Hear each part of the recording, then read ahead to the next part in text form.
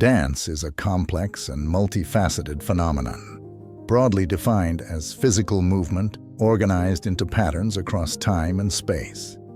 In European intellectual traditions, dance has often been distinguished from other organized movements, such as sports, military drills, or synchronized labor, by emphasizing its dimension of conscious craft or artistry. However, anthropological studies have demonstrated that this distinction is not universally applicable. Different cultures have their own ways of organizing movement, which often blurs the lines between dance and other forms of performative behavior, such as music, theater, storytelling, and rituals.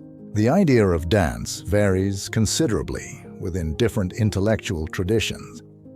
Two ancient treatises, Aristotle's Poetics and the Indian Natyasastra, serve as prime examples of how dance is conceptualized differently in different cultural contexts. Aristotle's Poetics, written in the 4th century BCE, focuses primarily on the structure of plot, poetry, and ethical issues in Athenian tragedies. Physical movement, including dance, is only briefly mentioned as contributing to the overall effect of a theatrical experience, whether emotional or intellectual.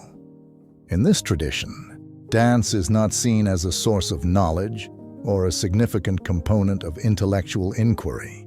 In contrast, the Natyasastra, which dates from around the 2nd century BCE to the 2nd century CE, offers a much more detailed and nuanced understanding of dance. It describes how specific physical movements, such as hand gestures, eye movements, posture, and coordination with music, are crucial for conveying the narrative and meaning of a performance. The Natyasastra treats dance as an inseparable element of performance, where bodily experience plays a central role in the formation and communication of ideas. This contrast between Aristotle's and the Natyasastra's approaches highlights how different intellectual traditions can conceptualize the relationship between movement, emotion, and cognition in diverse ways. Within the Western intellectual tradition, dance has often been on the periphery, especially in modern times. However, dance has emerged as an object of study in two specific domains: aesthetic criticism and anthropology. Aesthetic criticism, which began in the 18th century and grew alongside the development of Romantic ballet in the 19th century, views dance as an artistic practice. In this context, dance is distinguished from folk, social, or ceremonial dancing, even though it may incorporate elements of these forms. Aesthetic criticism focuses on the formal aspects of dance performance, such as choreography, technical mastery, and symbolic representation. It is often associated with industrialized economies, urban societies, and the economically secure or educated classes, where dance is appreciated as a marker of cultural sophistication. Anthropology, which developed as a scientific discipline in the mid-19th century, brought a different perspective to the study of dance. Anthropologists like Franz Boas and others began to include social dancing, ceremonies, and rituals in their field studies, often focusing on non-Western cultures. Early anthropological studies, such as Kurt Sacks's World History of the Dance, 1937, and Francisca Boas's The Function of Dance in Human Society, 1944, attempted to create universal theories of dance. However, these early studies often interpreted non-Western dance traditions as less aesthetically developed than European forms, reflecting the ethnocentric biases of the time.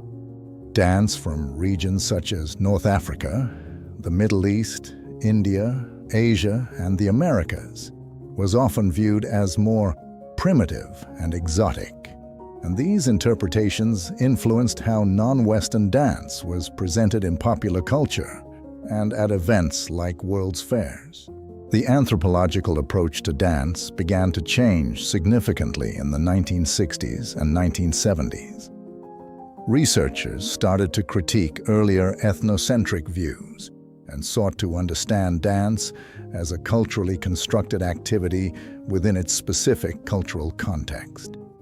This shift allowed for more nuanced interpretations of dance practices, emphasizing the importance of understanding the language, customs, social structures, and modes of thinking that govern dance events in different societies. For instance, Adrienne L. Kapler's work on Tongan dance in the late 1970s marked a significant advancement in understanding structured human movement within a specific cultural framework. From the 1980s onward, researchers like Paul Stoller began to explore the sensual dimensions of ethnographic work, further broadening the scope of dance studies. Scholars such as Gertrude Prakash-Kurath, Anya Peterson-Royce, Helen Thomas, and Judith Lynn Hanna contributed to the development of anthropological approaches to dance, focusing on how dance functions as both a social practice and a form of expressive culture. These studies go beyond merely describing local customs and ceremonies. They analyze how dance relates to broader aspects of culture, such as social behavior, religious beliefs, and political systems. In the latter half of the 20th century, the study of dance expanded to include its role as a social and cultural practice. Researchers began to analyze how dance reflects and influences cultural values, social norms, and identities. This approach often involves comparative studies of how dance styles evolve and adapt as they spread across different cultures. For example, the tango, rumba, samba, flamenco, and hula have all been subjects of study in terms of how they are transmitted across cultures and how their meanings and performances change over time. Dance is also studied as a form of visual and kinesthetic communication, exploring how movement can convey meaning in ways similar to language. The behaviors surrounding a dance performance, such as audience participation and dancers' preparation, are also considered important for understanding the full cultural significance of the performance. In this context, dance is not just a performance art, but a complex social activity that offers insights into human behavior and cultural practices. In the 21st century, dance studies have been influenced by various critical theories, including feminism, postmodernism, post-structuralism, cultural studies, semiotics, race and ethnic studies, and queer theory. These approaches have brought new issues to light, such as how dance constructs or challenges gender and sexuality, how it negotiates power relations, and how it reflects the effects of colonialism and cultural imperialism. The application of anthropological methods to the study of dance aesthetics has also revealed that what is considered beautiful or sophisticated in dance is often culturally determined. For instance, the control of the body and individuality in classical ballet can be seen as reflecting Western values, while other cultures might prioritize different aspects of movement and expression. This has led to cross-cultural comparisons of how dance is received and interpreted in different societies, challenging the idea that Western art forms represent a universal standard of aesthetic progress. The study of dance continues to evolve, reflecting the diverse intellectual traditions and cultural contexts in which it is practiced and analyzed. Collaboration among researchers from different disciplines, as well as international conferences and organizations like the Congress on Research in Dance and the World Dance Association, ensures that dance research remains dynamic and inclusive of multiple perspectives.